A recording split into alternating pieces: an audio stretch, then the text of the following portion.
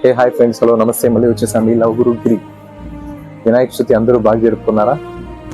నేను చాలా బాగా ఇంట్లో జరిపి ఆ దేవుణ్ణి 3 రోజులు ఇంట్లో పెట్టుకుని మనం తీసుకెళ్లి గంగలో కలిపామన్నమాట.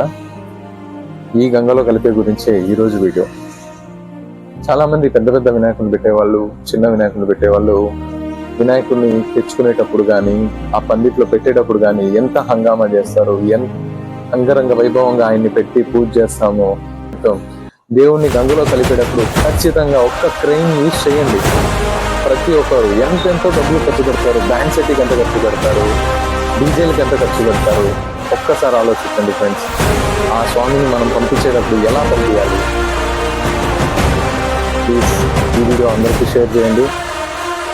ఖచ్చితంగా నెక్స్ట్ ఇయర్కి కాస్తైనా మారాలని నేను దేవుళ్ళు కోరుకుంటూ